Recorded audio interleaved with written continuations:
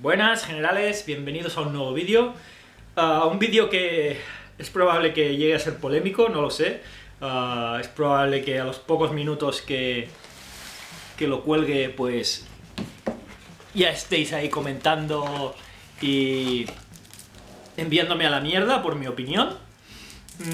El caso es que me gustaría intentar analizar por qué en su día Games Workshop se petó Warhammer Fantasy y sacó algo llamado Age of Sigmar, ¿vale? ¿Cuáles fueron los motivos? Evidentemente motivos empresariales, motivos monetarios, más que motivos del hobby, que llevaron a hacer los cambios que se han hecho en este cambio de juego. ¿Qué fallaba en Warhammer Fantasy y qué aporta Warhammer Age of Sigmar? Vale, decir que soy consciente que estoy tocando un terreno que es muy personal, toca mucho la patata a la gente, y es que pese que hace ya bastantes años, pues es algo que a muchos de nosotros nos ha tocado los huevos y hay gente que sigue resentida. Hasta el punto de decir, yo Age of Sigmar ni con un palo, porque Age of Sigmar se cargó Warhammer Fantasy. A ver, yo esto siempre lo digo y lo voy a decir ahora para todo el mundo. Age of Sigmar no se cargó Warhammer Fantasy. Si alguien se cargó Warhammer Fantasy fue Games Workshop, ¿vale? Y sus motivos tendría. El caso es que hacer boicot a Age of Sigmar, que es un juego como cualquier otro, no tiene ningún sentido si tú sigues comprando tus miniaturas para tu Warhammer Fantasy o para tu Warhammer 40.000 o Warcry, lo que sea. O sea, al final no estás haciendo boicot ninguno, así que quítate esas tonterías de la cabeza y si no te gusta el juego, pues no lo juegues y ya está, pero no digas que estás haciéndole boicot a un juego porque no compras sus miniaturas. Evidentemente, yo no compro cartas de Magic y no le estoy haciendo boicot al Magic. Entonces, decir, todo esto tiene un motivo empresarial, un motivo de números, y es que los que hemos vivido esto recordaremos, y hace unos cuantos años, una serie de imágenes de la caída de Games Workshop en bolsa. Entonces, en ese momento, los directivos que había tomaron una serie de decisiones. Dijeron, el 40.000 funciona, nuestros pocos juegos de especialista que tenían en ese momento funcionan, nos dan los ingresos que tenemos previsto. El problema está con Warhammer Fantasy, que realmente me gustaría destacar el hecho de que aquí en España éramos un caso excepcional, ya que al contrario de la mayoría del resto del mundo, se jugaba más Warhammer Fantasy que 40.000. ¿Vale? En Alemania, en Estados Unidos, en Inglaterra se jugaba más el 40.000.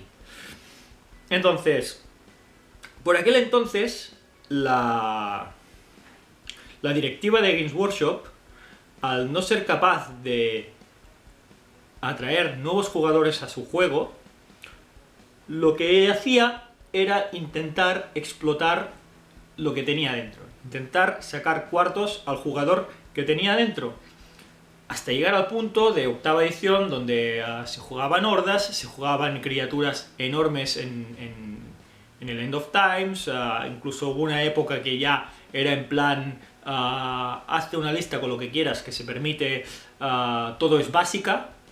Entonces era un poco como los últimos coletazos del pez, ¿no? Antes de morir, intentando sacar los últimos dineros de la gente.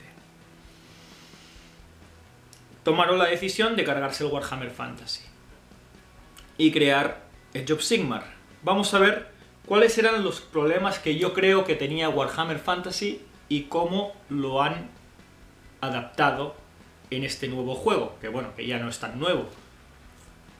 Primero de todo, me gustaría hablar del trasfondo de Warhammer Fantasy, que realmente es lo que aguanta a mucha de la gente que juega Warhammer. Sigue jugando Warhammer Fantasy, ya sea en sus vertientes de todas las ediciones que tiene, 8.5, Reforged o manuscritos, Ninth Age, lo que sea. Cualquiera de las versiones. Yo creo que el trasfondo es lo que hace que muchos jugadores aguanten en ese juego. Realmente, el trasfondo de Warhammer Fantasy, si nos vamos a la base de todo, tampoco es nada del otro mundo. O sea, saca inspiración en la mitología germánica y vikinga, bueno, sí, nórdica. Saca inspiración en otras mitologías, griega, romana, mitología maya. Es que no hay nada nuevo. O sea, tú me dices cualquier bicho de Warhammer Fantasy y te lo podría buscar en algún tipo de mitología, ¿no? O sea, yo qué sé, mantícoras, cíclopes, fénix, yo qué sé, hombres lagarto, hombres cabra, todo eso en algún sitio existe ya, no se habían creado nada. Entonces, basar tu trasfondo e intentar desenvolupar una serie de historias, novelas que tú quieres comercializar, es meterte en un terreno escamoso. Primero de todo, porque no eres el único que lo hace, ¿vale? Y segundo, porque estás bebiendo de cosas que no has creado tú. Entonces, ¿hasta qué punto puedes hacer dinero de una cosa que no has creado tú en base? ¿Vale? De historias de enanos y elfos y, bueno, lo que sea. Que al final, pese a que la historia la estés haciendo tú, realmente no estás creando nada original, nada genuino. Luego está el tema ¿no? De que hay escritores que dedican su vida a eso, que, o sea, apostan por este tipo de novela. Entonces, ¿quién lo escribió primero, ¿no? O quién tuvo antes la idea? Seguro que ha habido demandas cruzadas, ha habido historias por culpa del trasfondo, que al final es algo que no debería tener tanto peso en un juego, ¿vale? O sea, sí, tiene que haber un trasfondo, tiene que estar chulo para que atraiga a la gente, pero no es el hueso principal, no es el grueso principal, porque no es una empresa de novelas o de historias de relatos, no, o sea, es una empresa de miniaturas, ¿vale? Esto por un lado. Entonces, el tema del trasfondo va a tener algo que ver también con las miniaturas, que es algo que hablaremos más tarde. Bien, hablaba del hecho de que los últimos coletazos de Warhammer Fantasy era intentar sacar los cuartos de los pocos jugadores que tenía. Y es que Warhammer Fantasy tenía un grave problema de accesibilidad. Tú te comprabas una caja de inicio y eso no te servía para nada. O sea, a partir de la tercera caja de Isla, o del Paso de la Calavera, o de la Isla de la Sangre, empezábamos a hablar. Entonces, claro, o sea, es que es... Ups, que la lío. Es mucha pasta. Esto asusta a la gente. No es... Déjate 65 euros, con esto ya empieza a jugar, y luego ya, si te enganchas, ya irás comprando. Ya iremos recogiendo sedal. No, era... tiro la red, ¿vale? Cojo todo lo que hay, y si te interesa te quedas, si no te vas. O sea, era una apuesta muy fuerte. Quizás para un público que hacer una apuesta fuerte es algo complicado, porque si tú buscas un público infantil juvenil, probablemente el nivel de ingresos no sea el adecuado, porque no trabajas o trabajas solo en veranos, entonces tienes pocos ingresos y tiras de tus padres. Tus padres quieren estar seguros de que lo que te compren pues te va a llenar, ¿no? O sea, lo vas a usar durante tiempo. Entonces, o sea, ese gran ingreso inicial, como que tira muy para atrás. Tira muy para atrás. No estoy diciendo que sea algo que no esté pasando en 40.000, pero desde luego en Age of Sigmar ya no pasa. Porque tú te coges una caja de... bueno, no me acuerdo cómo se llama, la de la caja de inicio que lleva los Stormcast y los Nighthounds, y con eso tienes minis para aburrir, tratándose del juego que estamos tratando. O te coges cualquier Star Collecting y con eso ya echas partidas. Entonces, es que ya os digo, un Star Collecting de los actuales para jugar a Warhammer Fantasy no te aporta nada, ¿vale? Y es que realmente era así, me compro una caja de barbas largas, ¿vale? Y hasta la semana que viene, que hasta que no tengas 3 cajas, esa unidad no la juegas. Estamos hablando de 40 euros la caja, ¿eh? Que son 120 euros para tener una unidad básica de tu ejército. No lo sé. El tema de la accesibilidad del juego era algo que se tenía que tocar, y urgentemente. Hablando de accesibilidad del juego, también está el tema de las reglas, ¿vale? A ti te decían, tienes que jugar a Warhammer Fantasy, tranquilo que en la primera partida te enseño jugando, sí, vale, muy bien, pero es que luego te comprabas el libro y era un libro de 400 páginas. O sea, es que eso era infumable, o es infumable para alguien que quiera entrar.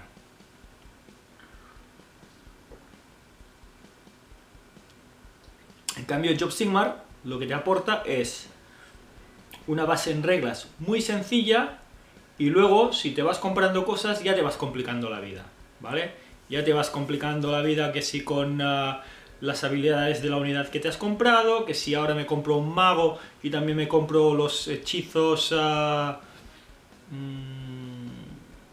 ¿cómo se llaman estos? Los hechizos que se ponen en mesa, y eso tiene sus propias reglas y sus propias condiciones, y ahora jugamos con reglas en la escenografía, y ahora jugamos con las reglas de no sé qué reino. Entonces vas añadiendo reglas poco a poco, pero el hecho de que juegues con menos reglas no te aporta que el juego sea menos serio, o te llene menos, ¿vale? Evidentemente, pues jugar con las reglas completas de lo que decía, ¿no? De que si escenografía, reino, todo lo que le puedas aportar te va a llenar completamente, pero para echar unas primeras partidas con las reglas básicas, pues el juego es súper válido.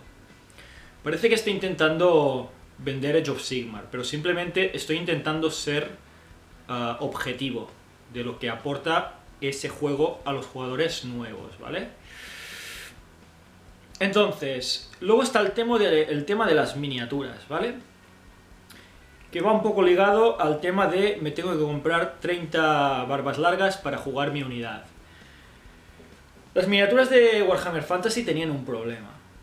Y es que, primero, el hecho de que fueran en peanas cuadradas y por lo tanto fueran en formaciones cerradas, hacía que el modelado de las miniaturas tuviera que estar muy calculado. Es decir, tu miniatura tenía que cuadrar perfectamente con la miniatura que tiene delante, detrás y a cada uno de los lados.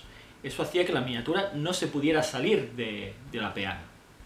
Por otro lado, el hecho de tener 30 miniaturas y de que esas 30 miniaturas tengan que ir juntas en una formación, hacía que todas las miniaturas, pese a que fueran multicomponentes, se parecieran un montón, ¿vale?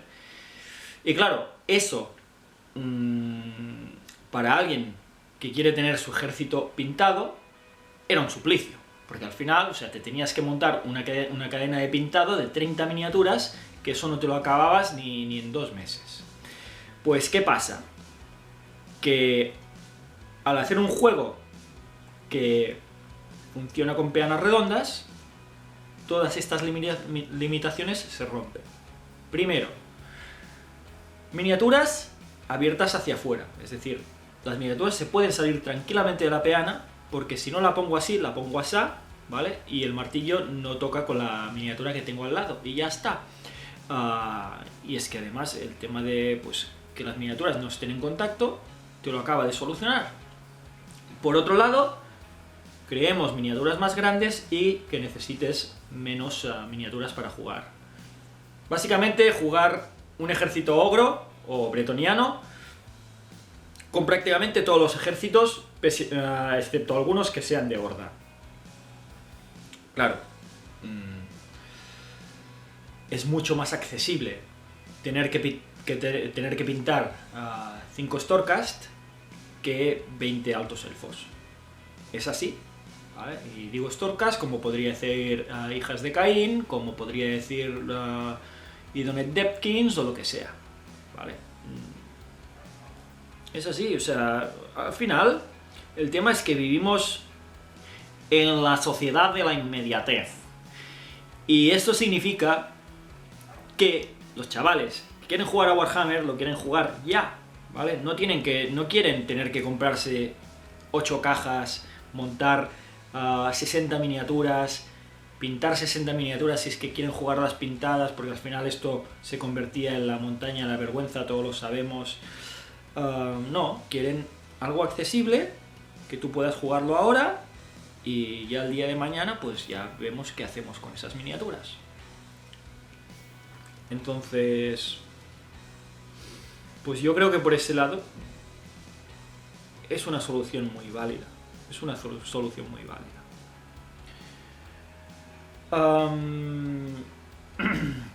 Sobre el modelo, bueno, ya no solo sobre el modelado, sino también sobre el trasfondo, sobre el tipo de miniaturas y tal.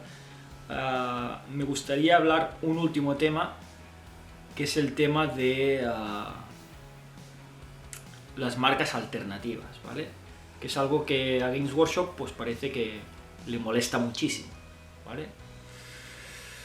Claro, unas miniaturas de un trasfondo tan clásico como el trasfondo de Warhammer, que, como decía, bebe de pues, los elfos, los enanos, los orcos, cosas que tenemos en mogollón de juegos, hace que Games Workshop tuviera mucha competencia.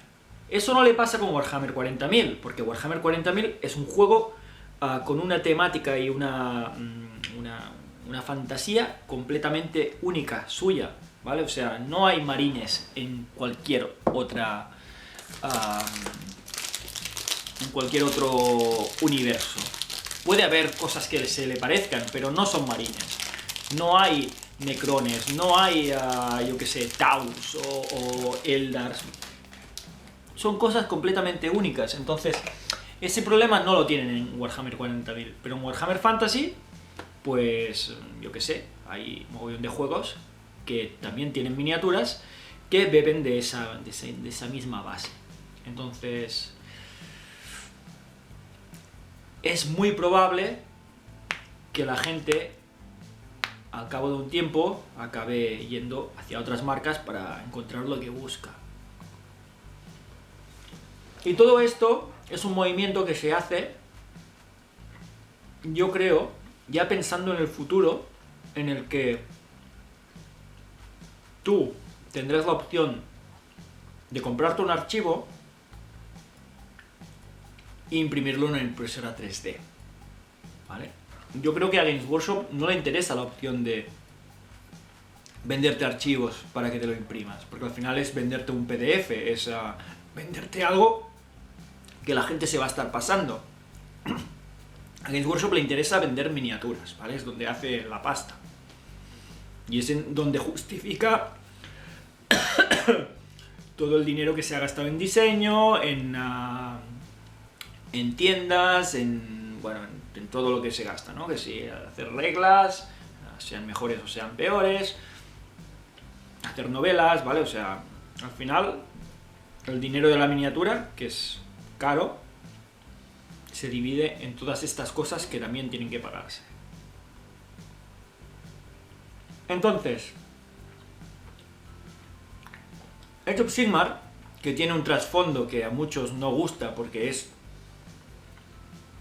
demasiado amplio y variopinto, te da la opción de que, como es un universo que no tiene infinito y no está completamente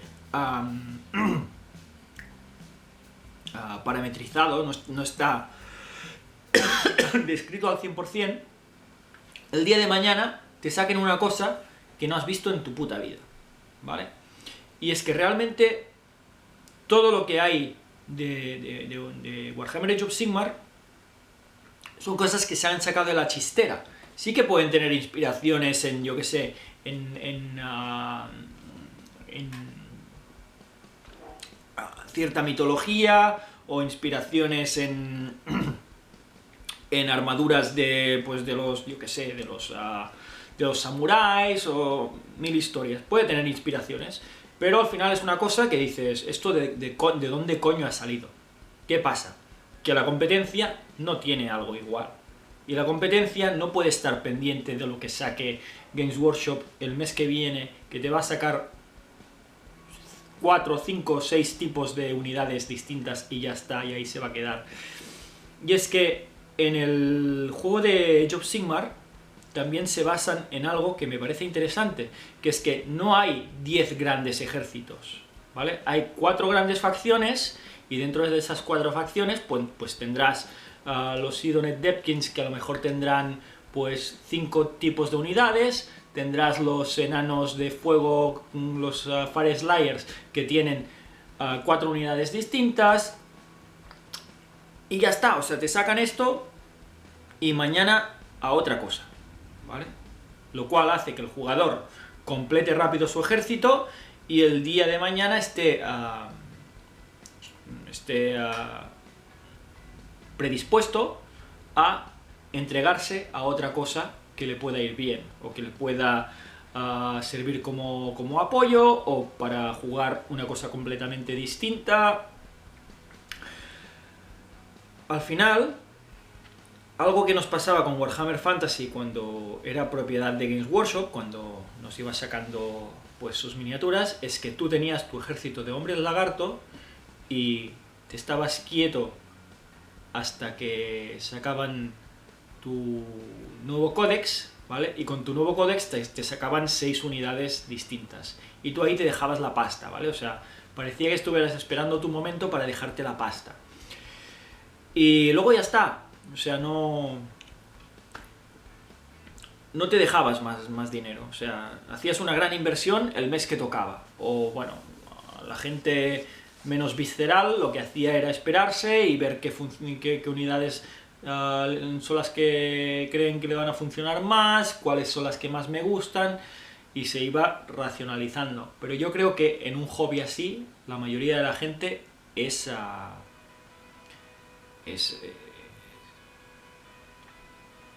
visceral. O sea, la palabra no es visceral, es que te puede el ansia, ¿no? No te puedes esperar. No sé. Ya os digo, en general son cosas que a mí Warhammer Fantasy me encanta, ¿eh? Que he dicho que es un juego, o sea, probablemente sea mi juego de miniaturas favorito, ¿vale? O sea, si intento extrapolar la carga de sentimiento que tengo, que es mucha, aún así, yo creo que seguiría ganando Warhammer. Pero bueno, soy consciente de que tiene estos problemas. A mí me dan igual, pero la gran mayoría de gente que entra, supongo que no. Y Games Workshop con esto, pues supongo que hizo un estudio de mercado y vio qué es lo que necesitaban para hacer un juego que pueda atraer a la gente.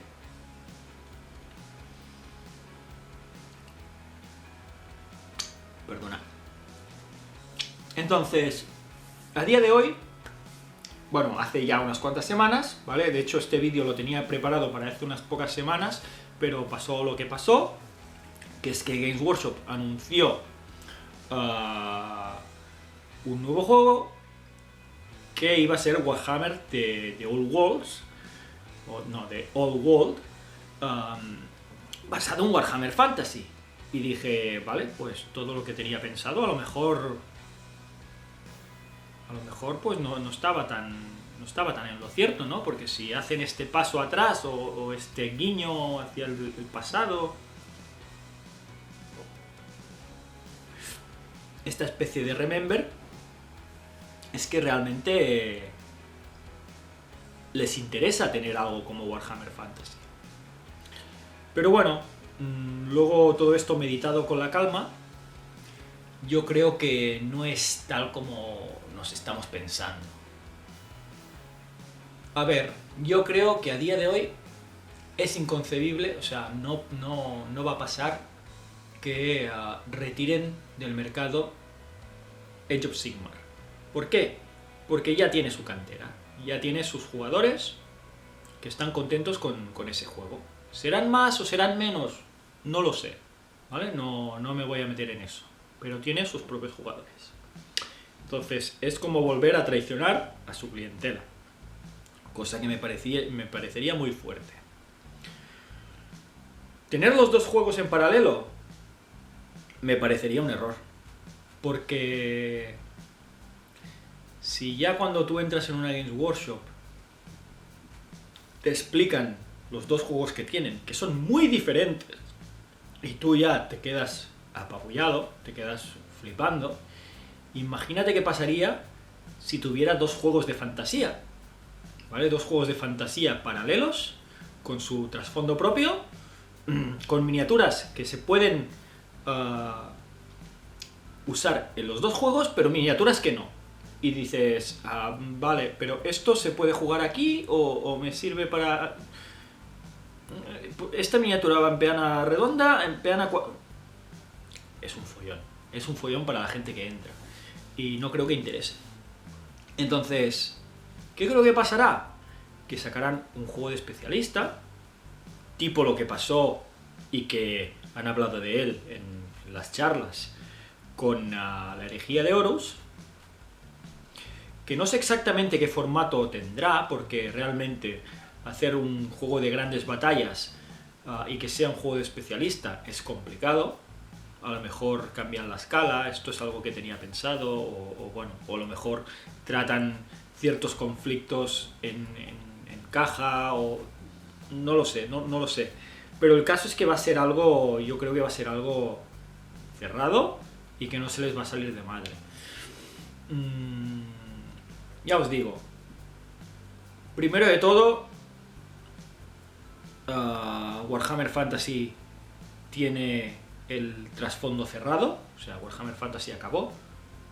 Dudaría mucho que volvieran a hacer un sueño de Risines. Y segundo, tener dos juegos tan parecidos en estética o en base no me parece compatible. Es que lo veo súper complicado. Bueno, pues hasta aquí mi reflexión. Se queda para mucha discusión, para mucha controversia. Pero bueno, espero que seáis respetuosos, espero que sepáis hablar desde la cabeza y no desde el corazón, y que no os peleéis mucho, porque yo no tengo ningún problema en empezar a banear gente, ¿vale? Que lo sepáis. Nada, me despido con esto.